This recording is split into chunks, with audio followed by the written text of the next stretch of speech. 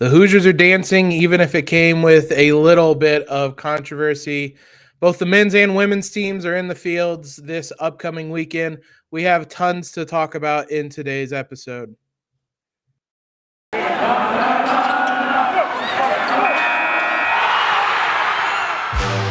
are Locked On Hoosiers, your daily podcast on the Indiana Hoosiers. Part of the Locked On Podcast Network, your team every day. What is up, guys? It is a Monday, March 14th, and March Madness is officially upon us. This is Locked On Hoosiers, your daily source for IU athletics news, analysis, recaps, breakdowns, all that fun stuff. I'm your host, as always, Jacob Rude. I want to thank you guys for making Locked On Hoosiers a part of your day.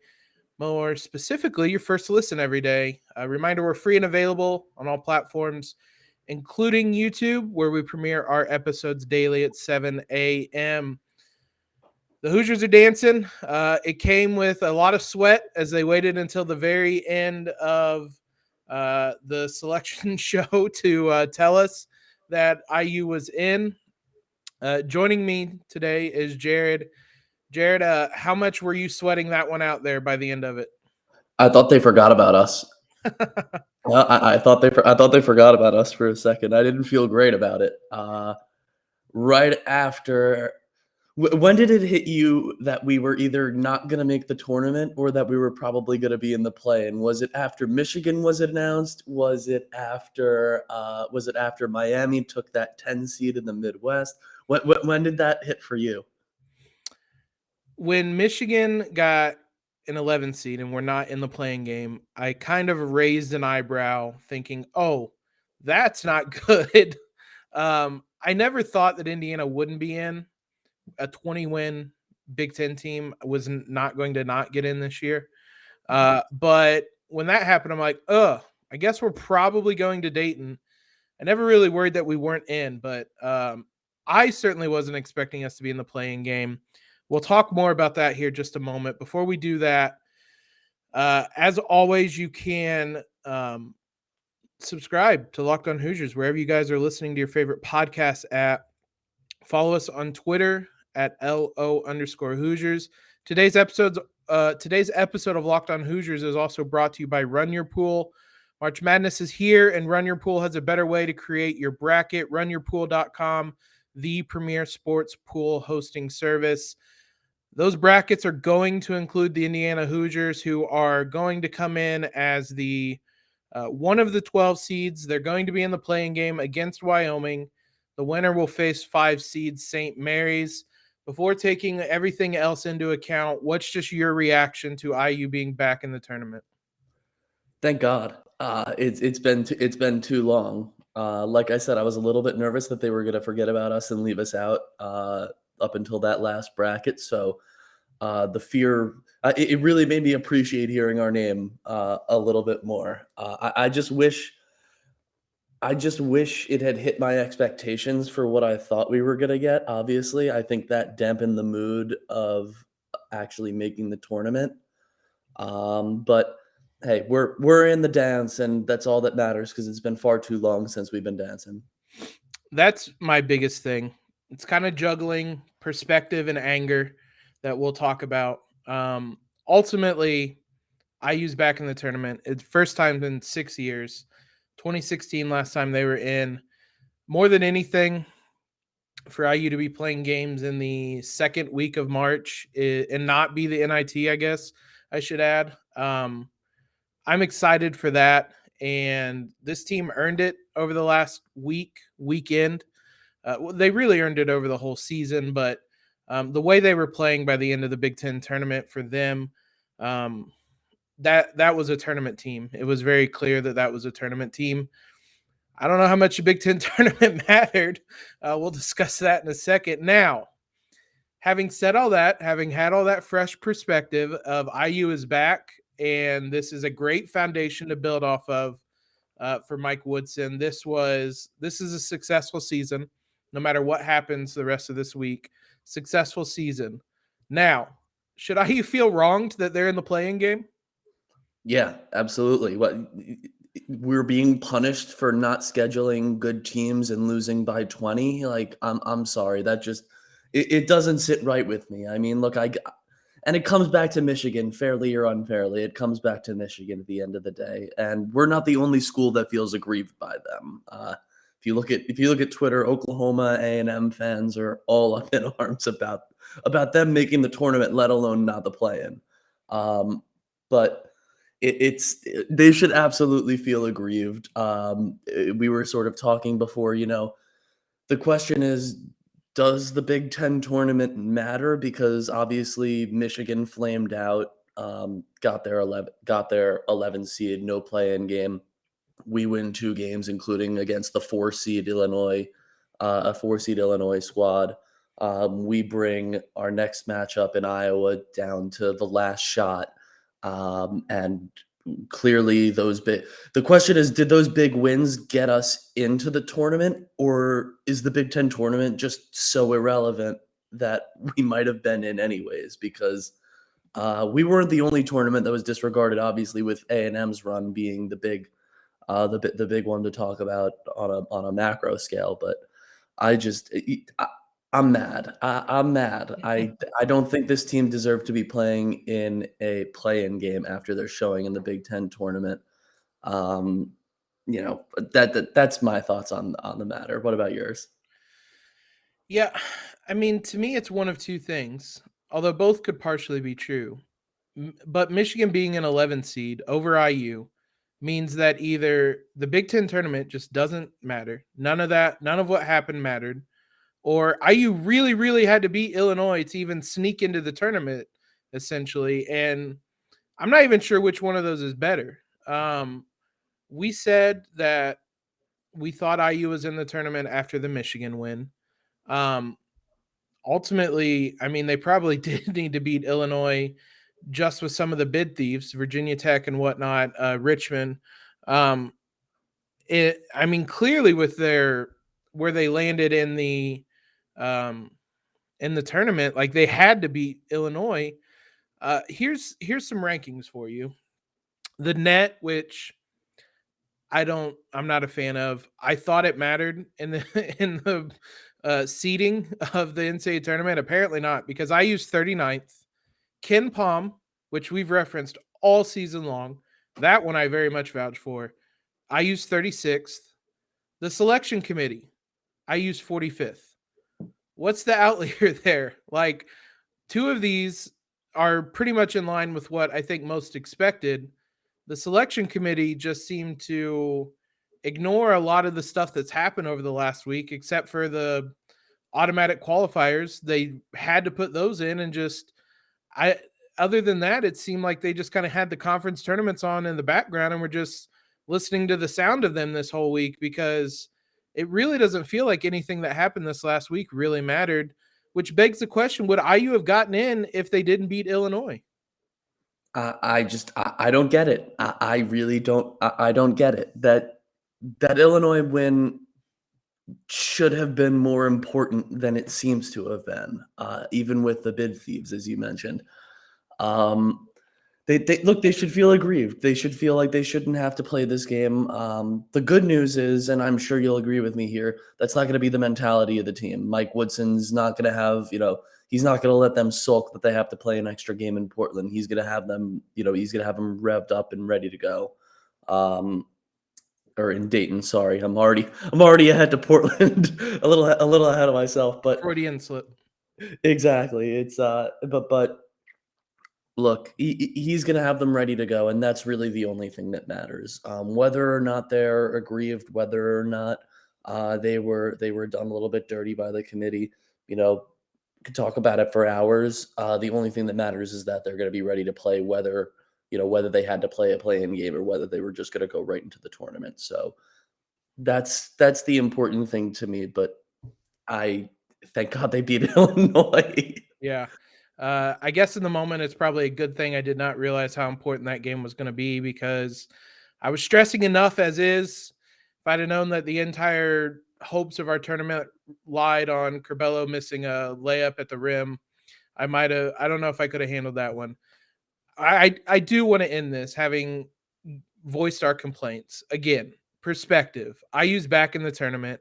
A week ago, we would have absolutely taken this. We would have said, yes, please send us to Dayton. Let's go there. Let's play in. Let's be part of the play-in game and earn a spot. So there is some perspective here, even if it seems like everything the last 4 or 5 days, I don't know how much it mattered or what degree those things did matter. IU's in the tournament, and they have a game against Wyoming coming up that I feel pretty confident about. We'll talk a little bit about that opponent and just where the confidence is for the Hoosiers this upcoming week. March Madness is here, and that means you need to start thinking now about where you're going to be running your brackets this year. Are you going for the usual, or are you looking for the best? We've done our homework, and we're running brackets at RunYourPool.com. Along with standard brackets, RunYourPool offers more game types like Survivor or Pick'em, both really fun in their own way. They have options to edit scoring, and they offer more intel to make your picks, all stuff you won't find at ESPN or CBS. If you got a business, RunYourPool can help you take some of that madness magic and play alongside your employees or even gain new customers. Plus, they offer full white glove customer support, custom branding, and one of the easiest 3-minute setups you'll ever find. Clearly, we believe RunYourPool because, like I said, we're running our brackets there ourselves. There's no truer test. If you want to play against us for a shot at a cash prize up to $1,800, join us at runyourpool.com/locked-on. And while you're there, create your own pool for friends and family. Enter Pure Madness, all one word, at checkout for $10 off your custom pool. All the rules and details will be available there. That's runyourpool.com/locked-on for your chance to win a cash prize up to $1,800. We look forward to seeing and beating you there. Man, I love March Madness and I love all these brackets, but I cannot remember the last time I actually went deep or even won money. I'm hedging my bets this year with Stat Heroes NCAA Pick'em contest. Stat Heroes NCAA game single game Pick'ems pits star players against each other in an amazing hybrid between fantasy and sports gambling. You can take control back from those handicappers that always seem to have the advantage. Start focusing on the players you know best with the gameplay that doesn't rely on big spreads, long odds, or funky props. Stat Hero gives you the advantage, resulting in their gamers winning 4 times more often. Why? Because Stat Hero eliminates the mystery about who or what you are going up against. In addition to their pick'em games, they also have dozens of lineups you can comb through to take on head-to-head. Stat Hero is the easiest and fastest way to get your sports action fix. This is what daily fantasy was meant to be. Sign up for free right now at stathero.com/locked-on and use promo code LOCKEDON for a 100% deposit match. They're doubling your money. That's stathero.com/locked-on, using that promo code LOCKEDON for a 100% instant match. Terms and conditions apply. Thanks again for making Locked On Hoosiers your first listen every day. Make sure to check out the Locked On Bracket Breakdown today right here on the Locked On Hoosiers podcast feed and YouTube channel. College basketball experts Chris Gordy, Andy Patton, and betting expert Lee Sterling give you an in-depth breakdown on every single matchup. It's a matchup that's going to include the Hoosiers in the playing game against Wyoming. Where is your confidence level at coming up against a mid-major Wyoming team? I feel okay. Looking at their schedule, they don't have anything that's too wildly impressive. I know they beat Colorado State, who is playing the aforementioned Michigan once in the regular season, but I feel okay. I feel better. Look, if you were to ask me before the Big Ten tournament how I felt, I would probably feel a lot worse. So whether the Big Ten tournament mattered or not to the tournament committee, it matters certainly in how we feel going into the tournament.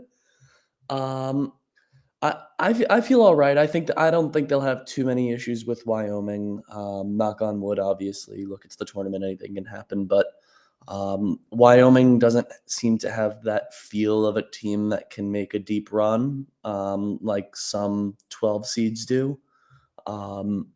I think we're the better team. I think there's no excuses, especially playing in Dayton, relatively close to home.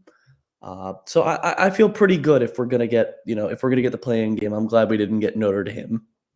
Yeah, very much so. I did not want to play them again. But this feels like the best case scenario in a way. If we're going to be in a playing game, as much as that can matter, this is still tournament time. These are all good teams. But facing Wyoming, having done a little bit of research on them, mainly based around Ken Palm has IU as a 54% win probability in this one, 67-66.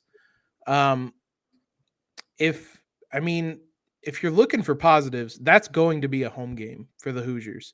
I know it's in Dayton, but that's a couple-hour drive from Bloomington, and relative to Wyoming, it's a much closer distance. Hoosier fans are going to absolutely pack that place. That's going to be a Hoosier home game. It's against a Wyoming team. We've talked about the Hoosiers have been trending upwards. Even those Rutgers and Purdue losses were close games.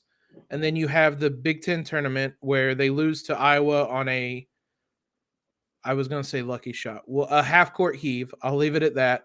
And Iowa goes on to win the Big Ten tournament. So that's how close the Hoosiers were.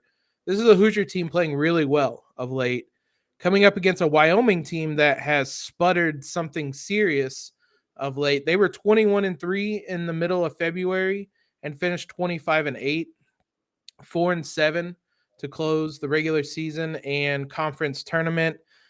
They lost to Boise State in the conference tournament. Boise State is a tournament team. Their losses also included San Diego State and Colorado State, also tournament teams, but they also lost to New Mexico and UNLV, who are not tournament teams. And one of their wins in that span was against UNLV by 3, against Fresno State in overtime. This is not a team that is playing very well, which if you're the Hoosiers, that's got to be something that gives you some optimism, because how many teams are playing better than what Indiana is right now? This is one of the hotter teams in the country, I feel like. Yeah, and they won't really be worried about Wyoming. They'll be worried about their own play and maintaining their play. It's not like I don't think they really have to change much after that Big Ten tournament run, especially given that they were inches away from knocking off Iowa, the eventual Big Ten tournament champs. So I think they'll just really be looking inward at themselves. I'm not. Like I said, I'm not too concerned about Wyoming and what they bring to the table. I'm more worried about, maintaining that level of form and focus that Indiana was at in the Big Ten tournament. So I think they should feel confident, and I feel like they should be seeing St. Mary's on Thursday, correct? Yeah, it'll be Tuesday playing game, Thursday for the next game. Wish we had Friday. Yeah. Well, Friday will be the women's game, which we'll talk about here in a minute, I believe. But yeah, the men's team, we had to do short little kind of locked on nows about what your team needs to do to win the game, what they need to do against whoever they're playing. I'm looking at this Wyoming team, and my thought is, I don't know that there's anything IU really needs to do relative to this Wyoming team. They just need to keep playing as they have been. And if they keep playing as they did in the Big Ten tournament, I'm pretty confident in this IU team to beat Wyoming. It's going to be a tough one. It's going to be, any NCAA tournament game is going to be stressful. I don't expect the Hoosiers to come in and just rout them, but this is a game that gives me some optimism. This is a very kind of average Wyoming team. They're not great on one side of the ball versus the other. Like the Hoosiers are great defensively, and it's just a matter if the offense comes along. Wyoming's just kind of the same on both sides. Your quick glance, they don't shoot the three well at all, and they don't create turnovers. And those are kind of two areas where the Hoosiers, when they've lost games, at times this season, it's been those two areas. So that alone gives me some optimism. They also don't shoot free throws particularly well, which is always great. So I have optimism. We're going to have a bigger preview of this Wyoming game, I would say later in the week. It has to be tomorrow. We'll do it tomorrow. And I'm trying to get somebody that has covered the team with a little more familiarity on them to come in. The men's team is not going to be the only one dancing, as the women's team, right before we went live, was slated into the women's tournament as a 3 seed. We will talk about them and the fact that they are kind of in the group of death when it comes to the bracket this season here in one moment. Before we dive into this women's game, the men's team, if you're looking at BetOnline, this is probably the most fun time of the year to bet, is during these tournament games with all the buzzer beaters and the long shots and the underdogs. Indiana is going to come into this play-in game as a 3.5-point favorite. If you had to lay your money down right now, which side of that are you taking? I gotta ride on the Hoosiers, right? You gotta ride the hot hand. In March, you ride the hot team. The Hoosiers are the hot team. I'd ride the boys.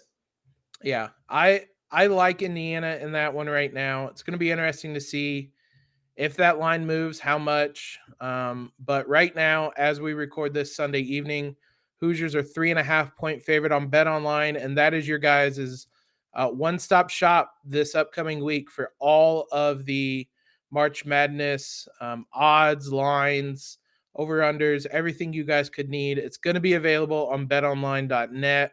We're going to be referencing it all week long, so make sure you guys are checking in. Any betting you want to do this week, make sure you use betonline.net. The women's team, it seems like, for as much as the men's committee paid no attention to the Big Ten tournament, the women's committee seemed to really reward the Big Ten and the Big Ten tournament this season. IU will come in as a 3 seed. We said that they had clinched a spot hosting. That was just a matter of being a top 4 seed, which they did. 3 seed IU will take on 14 seed Charlotte. Across from them is 11 seed Princeton and 6 seed Kentucky. It's a Kentucky team the Hoosiers have beaten this year, early in the year, at home as well. But it's a Kentucky team that just won the SEC tournament over South Carolina, where I love to beat Kentucky in the tournament, men's or women's. How excited are you to potentially get to beat Kentucky once more this season? Always. I'm always excited to beat Kentucky in anything. It could be men's basketball, women's basketball. It could be curling. It could be a walkathon. I always want to beat Kentucky in everything.